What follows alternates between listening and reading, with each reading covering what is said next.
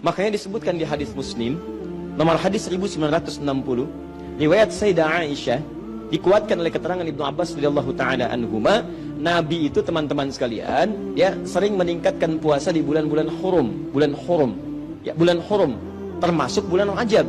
Ya kata Sayyidah Aisyah, termasuk juga kemudian Ibnu Abbas radhiyallahu taala anhuma, saya kadang melihat Nabi sallallahu alaihi wasallam sering puasa, seakan-akan nggak buka, tapi juga sering melihat beliau buka, seakan-akan nggak puasa. Ya, maksudnya apa? Maksudnya, kalau Anda ingin kemudian meningkatkan puasa di bulan-bulan hurum, seperti bulan Al-Muharram, bulan Dzulqa'dah, bulan Dzulhijjah, bulan Rajab, itu silahkan, boleh-boleh saja. Walaupun tidak ada kekhususan mengkhususkan puasa di satu bulan saja, tidak. Ya, tapi kalau Anda ingin tingkatkan puasa, silahkan, ini dalilnya, yang sahih. Apa dalil sahihnya? Tadi saya bacakan. Ya, pertama, isyarat ayat Qur'annya menyebutkan demikian. Yang kedua, untuk puasanya hadis Muslim nomor hadis 1960. Kalau Anda ingin menunaikan puasa di bulan Rajab dengan mengikuti Nabi, isyaratnya untuk menghidupkan evaluasi diri, terkhusus di bulan-bulan haram yang 4 tadi, maka itu tidak ada masalah, silahkan. Sunnah, boleh. Kalau ada yang tanya, boleh nggak saya puasa bulan Rajab? Silahkan. Anda mau Senin puasa? Silahkan. Kamis puasa? Silahkan. Tidak ada batas, seperti hari-hari biasa. Seperti hari biasa, cuman pahalanya ketika Anda kerjakan untuk menghindari maksiat, maka tadi itu bisa berlipat dari hari-hari sebelumnya. Jelas sampai sini?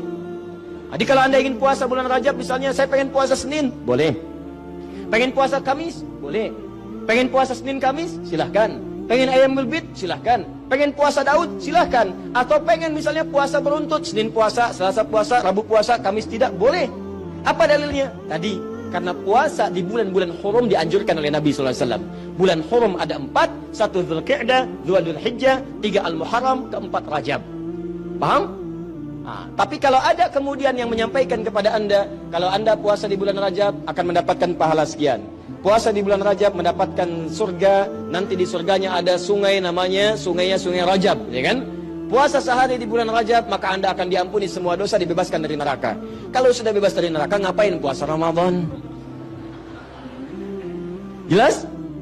Nah, jadi keutamaan puasa di bulan Rajab itu sebetulnya keutamaan umum yang disebutkan dalam dalil-dalil masuk dalam kategori puasa dan ibadah di bulan-bulan hurum, seperti keutamaan di 3 bulan yang lainnya.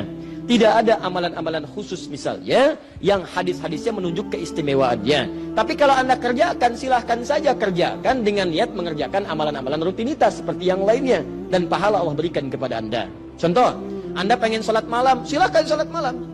Mau di bulan Rajab, bulan Sya'ban, bulan ini silahkan. Ya, sholat pertengahan malam silahkan, tahajud silahkan, ba'diyah maghrib silahkan, ba'diyah isya silahkan.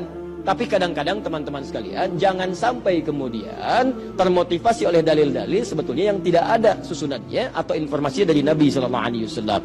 Contoh, pernah mendengar kalimat ini, siapa yang menunaikan sholat di malam Jumat di bulan Rajab, di antara isya kemudian sampai dengan ke fajarnya, dia bacakan kemudian rakaat pertamanya setelah Al-Fatihah, kemudian dibacakan surat A, surat B sampai dengan ke Al-Ikhlas sampai yang lainnya, maka akan diampuni semua dosa-dosanya, dibebaskan dari neraka. Pernah dengar kalimat itu?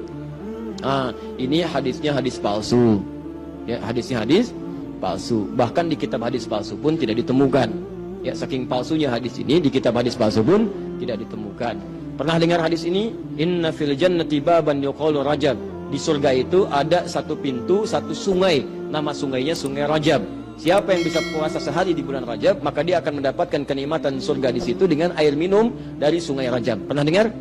Nah, itu hadisnya pun hadis palsu. Saking palsunya, teman-teman, di kitab-kitab yang primer pun tidak ditemukan.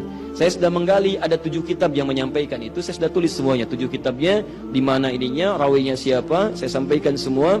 Ini ada At-Tashi Ashar al-Masyhur Baghdadiyah, pengarangnya Abu Tahir As-Salafi, Fadailu Syahr Rajab Al-Hasan ibn Muhammad Al-Khilal, Fadl Rajab Abdul Qasim ibn Asakir, Al-Amali Al-Khamisiyah karangan Yahya bin Al-Husain Al-Syajari Al-Jurjani, Syu'abul Iman karangan Al-Baihaqi, At-Tadwin fi Akhbari Qazwain karangan Abdul Karim Ar-Rafi'i, Fadailul Awqat karangan Al-Baihaqi. Semuanya dicantumkan untuk menginformasikan pada kita hadisnya maudhu, palsu, paling minimal dhaif.